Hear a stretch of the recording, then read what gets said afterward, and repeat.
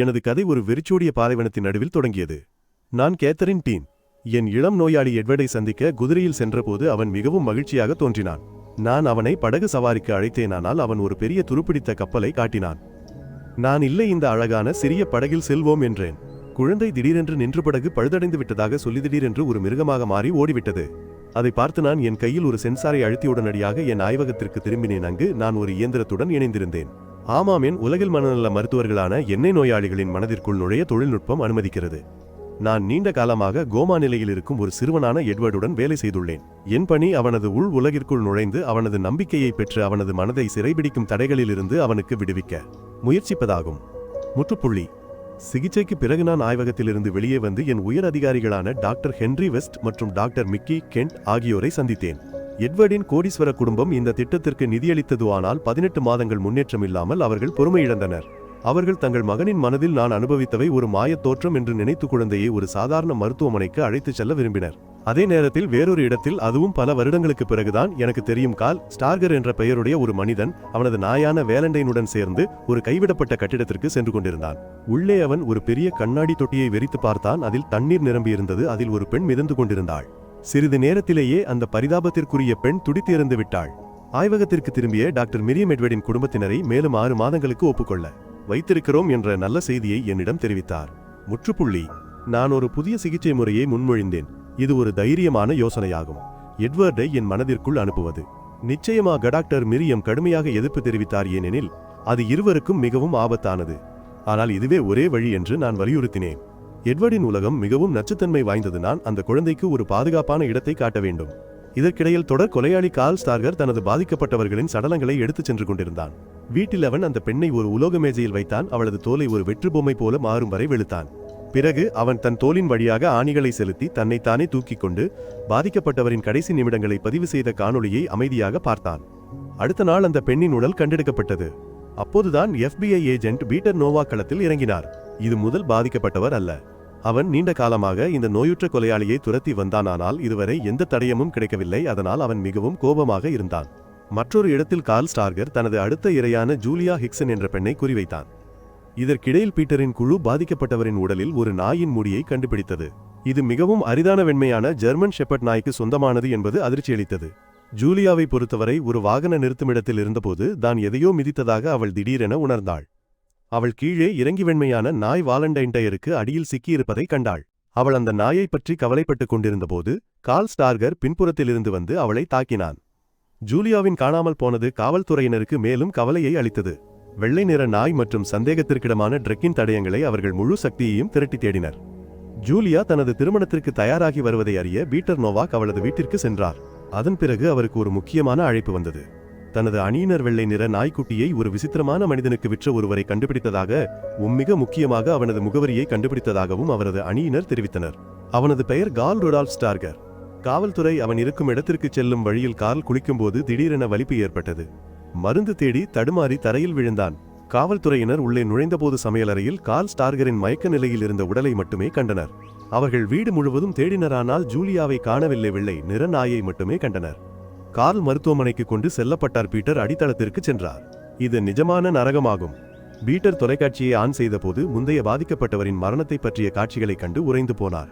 இந்த நேரத்தில் ஜூலியா இன்னும் கண்ணாடி அறையில் சிக்கியிருந்தாள். உதவிக்காக பரிதவித்தாள். மருத்துவமனையில் மருத்துவர் பீட்டருக்கு ஒரு அதிர்ச்சிகரமான செய்தியை தெரிவித்தார். கார்ல் கடுமையான ஸ்கிசோஃப்ரீனியாவால் பாதிக்கப்பட்டார். தண்ணீருடன் தொடர்புடைய உளவியல் அதிர்ச்சி அதை தூண்டியது. மேலும் மோசமானது என்னவென்றால் அவர் ஒருபோதும் எழமாட்டார். எந்த மருந்தும் அவரை எழுப்ப முடியாது. பீட்டர் கிட்டத்தட்ட பைத்தியமாகிவிட்டார். ஒரு பெண் மூழ்கப் போகும் அறையில் சிக்கியிருப்பதாகவும் அவளுக்கு எங்கு செல்ல வேண்டும் என்று கார்லுக்கு மட்டுமே தெரியும் என்றும் அவர் கத்தினார். அவரை எழுப்ப முடியவில்லை என்றால் ஜூலியா மூழ்கி இறந்து விடுவார். கொலையாளிக்கு ஒரு டைமர் உள்ளது. மேலும் அவர்களுக்கு 40 மணி நேரத்திற்கும் குறைவாகவே உள்ளது. அதை கேட்டதும் மருத்துவர் ஒரு யோசனையுடன் வந்து நான் பணிபுரியும் ஆராய்ச்சி மையத்திற்கு பீட்டரை கூட்டிச் சென்றார். அப்போதுதான் என் வாழ்க்கை வேறொரு திசையில் சென்றது. பீட்டர் நோவாக் நிலைமையை விளக்கி ஜூலியாவின் இருப்பிடத்தை கண்டறிய கால் ஸ்டார்கரின் மனதிற்குள் செல்லுமாறு என்னிடம் மன்றாடினார். குழு ஒப்புதல் அளித்ததுவானால் இறுதி முடிவு என்னிடம் இருந்தது. இது எளிதானதல்ல என்பதை நான் விளக்கினேன். மனச்சிதைவு நோயால் பாதிக்கப்பட்டவர்கள் நிஜத்திற்கும் கற்பனைக்கும் இடையில் வேறுபாடு காண்பதில்லை. அவரது நம்பிக்கையை பெற்று ஒத்துழைக்க வைப்பதற்கு பொதுவாக மாதங்கள் ஆகும். ஆனால் பீட்டர் எனக்கு முந்தைய பாதிக்கப்பட்டவர்களின் வீடியோவை காட்டிய போது என் இதயம் இறுகி போனது. என்னால் மறுக்க முடியவில்லை. நான் உதவ ஒப்புக்கொண்டேன். கால் மிதக்கும் உணர்வால் தண்ணீரில் மிதப்பது போல இருக்கப்பட்டதாக நான் விளக்கினேன். இதற்கிடையில் டாக்டர் ஹென்றி முகவர்களுக்கு இயந்திரம் எவ்வாறு செயல்படுகிறது என்பதை விளக்கினார். இது ஒரு நபரின் மூளை வரைபடத்தை நகலெடுத்து மற்றவருக்கு சமிஞ்ஞைகளை அனுப்பும். நானோ என் கையில் ஒரு சிப் இருக்கிறது. அதை அழுத்திய மாத்திரத்தில் நான் எந்த நேரத்திலும் நிஜ உலகத்திற்கு திரும்ப முடியும். அதன் பிறகு பயணம் தொடங்கியது. நானும் கார்லும் தூக்கத்திற்கு சென்றோம். எங்கள் நரம்பு மண்டலங்கள் இணைக்கப்பட்டன. உடனடியாக நான் அவன் மனதிற்குள் இருந்தேன். குழந்தையாக இருந்தபோது கார்லுக்கு ஞானஸ்நானம் கொடுத்ததை கண்டேன். அதன் பிறகு நான் ஒரு இருண்ட சுரங்கப்பாதையில் இருந்தேன். மேலும் ஒரு ராட்சத ஏணியில் ஏறிக்கொண்டிருந்த குழந்தை கார்லை கண்டேன். நான் அவரை பின்தொடர்ந்தேன். நாங்கள் ஒரு பெரிய குதிரை நடுவில் நிற்கும் அறைக்கு வந்தோம். சிறுவன் ஒரு மூலையில் சுருங்கியிருந்தான். நான் குழந்தையாக இருந்த கார்லுடன் பேச ஆரம்பித்தேன். நட்பாக பழக முயன்றேன். ஆனால் அவன் கடிகாரத்தை பார்த்தான். திடீரென என்னை குதிரையிலிருந்து தள்ளிவிட்டான். உடனடியாக கூர்மையான கத்திகள் கூரையிலிருந்து விழுந்து குதிரையை துண்டு துண்டாக வெட்டின. நான் தான் என்னை காப்பாற்றிய சிறுவன் என்று உணர்ந்தேன். ஆனால் இன்னும் விசித்திரமானது என்னவென்றால், துண்டிக்கப்பட்டிருந்தாலும் குதிரை இன்னும் உயிருடன் இருப்பது போல் தோன்றியது. அந்த பயங்கரமான காட்சியின் பின்னர் குழந்தை கார்ல் ஓடிவிட்டான். நான் அவனை துரத்திச் சென்றேன். மேலும் ஒரு அறைக்குள் வழிதவறிச் சென்றேன். அங்கு பெண்கள் இயந்திர பொம்மைகளாக மாற்றப்பட்டிருந்தனர்.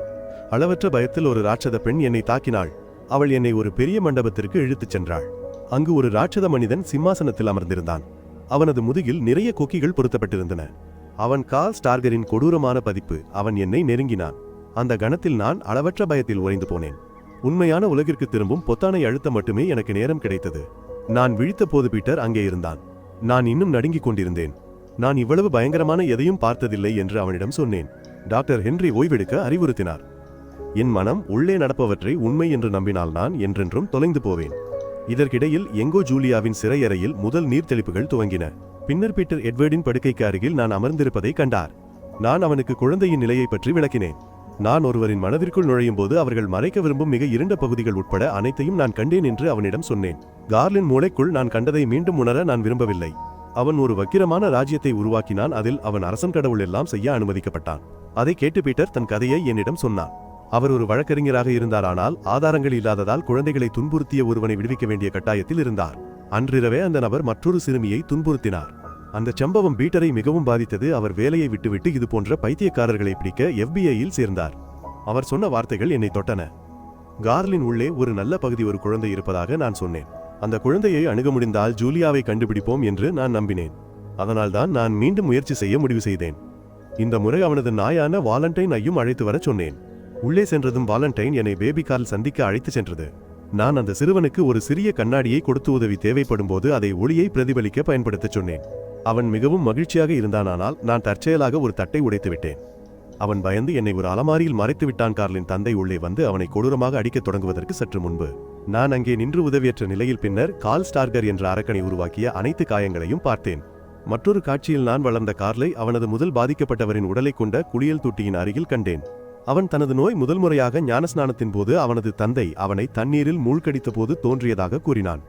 அவன் மூழ்கி இறந்துவிட்டதாக நினைத்தான். ஜூலியா எங்கே என்று நான் கேட்டபோது அவன் கோபமடைந்தான். அவனது தீய வடிவம் மீண்டும் தோன்றியது. இந்த முறை அவன் என்னை தாக்கி என் கழுத்தில் ஒரு உலோக வளையத்தை அணிந்தான். நிஜ உலகில் நான் சிக்கிக் கொண்டதை மக்கள் உணர்ந்தனர். என்னால் தனியாக வெளியேற முடியவில்லை. அதை பார்த்து பீட்டர் நோவாக் ஒரு கற்பனை செய்ய முடியாத காரியத்தை செய்தார். அவர் என்னை காப்பாற்ற என் மனதிற்குள் செல்ல முன்வந்தார். பயிற்சி பெறாவிட்டாலும் அவர் தன் உயிரை பணயம் வைத்தார். டாக்டர் மிக்கேல் என்னை தட்டி எழுப்ப என் வாழ்க்கையை பற்றி ஏதோ தனிப்பட்ட விஷயத்தை சொல்லும்படி அவனிடம் கூறியிருந்தார்.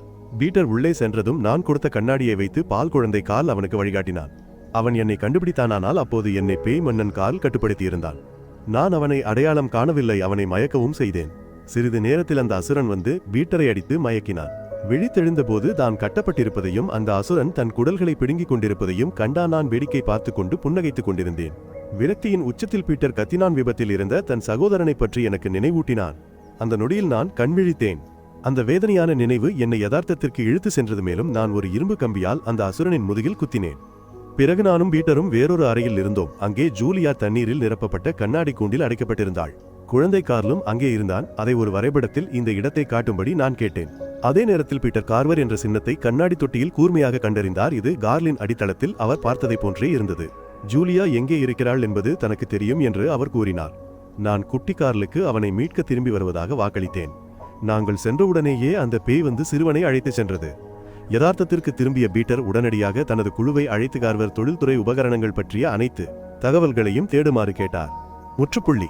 இந்த நேரத்தில் ஜூலியாவின் சிறை அறை நீரால் நிரம்பத் தொடங்கியது. அதை பார்த்ததும் நான் என்ன செய்ய வேண்டும் என்று எனக்கு தெரியும். நான் ஆய்வகத்தில் என்னையே பூட்டிக் கொண்டு மீண்டும் கார்லின் மனதிற்குள் செல்ல முடிவு செய்தேன். நான் மீண்டும் குட்டி கார்லை சந்தித்தேன். அப்போது நான் ஒரு கன்னியாஸ்திரியைப் போல் இருந்தேன். சிறுவன் என்னுடன் இருக்க விரும்புவதாக கூறினான், ஆனால் அது சாத்தியமில்லை என்று எனக்கு தெரியும். திடீரென்று அது பெரும் கார்லாக மாறியது. சிறுவயதில் உடைந்த கால் கொண்ட ஒரு பறவையை கண்டதாக அவன் கூறினான். தன் தந்தையால் அது துன்புறுத்தப்படும் என்று பயந்து அதை விடுவிக்க அவன் அதைத்தானே மூழ்கடித்தான். அவன் சொல்வது எனக்கு புரிகிறது. அவனுக்கும் அதே செய்யும்படி அவன் விரும்பினான். அவன் விடுதலை பெற விரும்பினான். ஆனால் நான் செய்ய முடியாது என்று சொன்னேன். பிறகு அந்த பேய் மீண்டும் தோன்றியது. அதே நேரத்தில் பீட்டரின் குழு அந்த இடத்தை கண்டுபிடித்தது. அது தெரியவந்ததுகால் அந்த அபாயகரமான பொறியிலிருந்த அதே நிலத்தை முத்திரையிட பணியமர்த்தப்பட்டிருந்தான். அவர்கள் உடனடியாக புறப்பட்டனர். கனவுலகிற்கு திரும்பி நான் பேய் ராஜாவான கார்லுடன் சண்டையிடத் தொடங்கினேன். அதே நேரத்தில் ஜூலியா கிட்டத்தட்ட முழுவதுமாக மூழ்கிவிட்டாள்.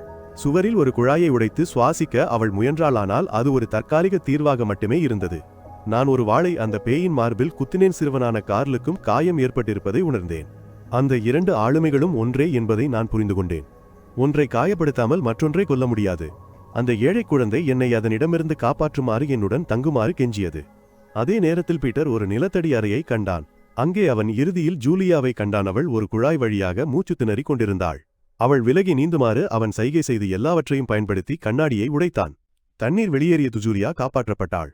அதே நேரத்தில் கார்லின் மனதில் கண்ணீருடன் நான் குழந்தையான கார்லை அணைத்து அதை மூழ்கடித்தேன். அதன் துயரத்தை முடிவுக்கு கொண்டு வந்தேன். மேலும் அந்த அரக்கனை என்றென்றும் அழிக்கவும். நிஜ உலகில் கார்ல் ஸ்டார்கர் கடைசி முறையாக சுருங்கி இறந்தார். நான் கண்ணீருடன் எழுந்தேன். ஜூலியா பீட்டரின். நான் அவரது நாயான வேலண்டைனை தத்தெடுத்தேன். பீட்டருடனும் நான் ஒரு சிறிய உரையாடலை நடத்தினேன். நான் தலைகீழ் நுட்பத்தை பயன்படுத்தப் போகிறேன். எட்வர்டை என் மனதில் கொண்டு வரப்போகிறேன் என்று அவனிடம் சொன்னேன். அவன் என்னை பற்றி கவலைப்பட்டானால் எல்லாம் சரியாகிவிடும் என்று நான் அவனை சமாதானப்படுத்தினேன். நாங்கள் பிரியாவிடை பெற்றோம். மேலும் கடைசி காட்சியில் நீங்கள் பார்ப்பது போல் நானும் எட்வர்டும் ஒன்றாக இருக்கிறோம். இனி வறண்ட பாலைவனத்தில் இல்லையானால் பூக்கள் நிறைந்த வனப்பகுதியில் இருக்கிறோம். இறுதியாக நான் சிறுவனின் நம்பிக்கையை வென்றேன். அவன் ஓடி வந்து என்னை கட்டியணைத்த தருணத்தில் எல்லாம் முழுமையாக முடிந்துவிட்டதை நான் அறிந்தேன். எனது கதை இங்கு முடிகிறது. சேனலுக்கு சந்தா செய்து அறிவிப்புகளை இயக்க மறக்காதீர்கள். வீடியோவை பார்த்த அனைவருக்கும் நன்றி. மீண்டும் சந்திப்போம்.